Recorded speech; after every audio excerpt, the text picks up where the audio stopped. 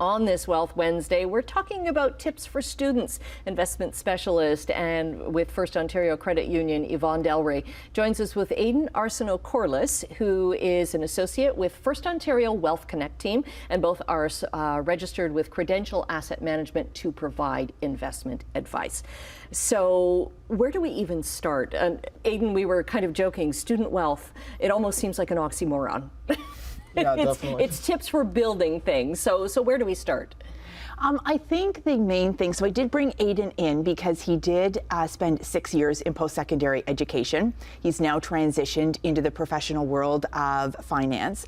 So he's got that real world kind of experience of students transitioning into the workforce. So I think for me, what I would probably say to students first off is, we want to stress that when you're working and you're saving, we're not trying to take away your summertime fun. We're not trying to take away your fun when you're in post-secondary school, but learning how to budget your earnings that you have over the summer so that you can cover off all of your expenses and you don't run out of money halfway through the year. And learn now what some of those skills are to transition forward into adulthood. Right. And Aidan, what are some of those skills, or what can students do? Yeah, well, like Yvonne was saying, I mean, setting up a budget is a great way to start. And for that, just list your essential expenses, kind of like rent, tuition, books, anything that you need to spend your money on, and then just have what's left over for discretionary spending, like entertainment, dining out, anything like that, right? And be really honest and maybe, write out, to set your budget, maybe write out, what am I actually spending on things? Yeah. Okay. Definitely. It's always a good part of any plan, really, to kind of have that, like, okay, this is the money that I need to spend, this is the money that I want to spend, right? And then to facilitate that, it's good to have like an automatic transfer, maybe set that up with your paycheck to really have a division there of your money. In your checking account, you got your working money, your savings account, you got your savings money.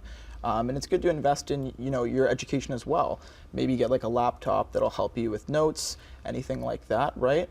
And then if you're between 18 and 24, it's a perfect time to maybe set like a tax-free savings account up and invest for your future as well. Right, because Yvonne, there are so many things that maybe students don't know about. Like he was talking about, separating if you're getting paid from your summer job, have something go automatically to one account, and then you've got your spending money, and so that you never see that money. Yeah, absolutely. So, I mean, the biggest expense that students have probably is their tuition and books. So like we've talked about in previous Wealth Wednesdays, that's where the RESP, if you are fortunate enough to have somebody set that up for you, because that is a government program specifically designed to save for post-secondary education. This time of year, when people are making the withdrawals, please remember to be strategic. Contributions are not taxable income. Grants, growth, bonds are taxable income to the beneficiary. So kind of always remember that. The other thing is, okay, so if there's a shortfall, so if you go through your budget and you find that there's a shortfall. And you're struggling. And you may be struggling. Couple things that even with my kids, this is what I stressed. So for intake, look for scholarships, bursaries that your financial institution may be offering. Even if you think you don't qualify, try, because you never know what might happen. This specifically happened to my daughter. So the other thing is for the output, this age group is really great at the online platform and using the apps. So use those to your advantage. There are apps for comparison shopping. Right. So be smart spending. There are apps for groceries. So make your list. Go and stick to the list. Do not kind of go with the whim, because that can obviously add to your expenses. Okay.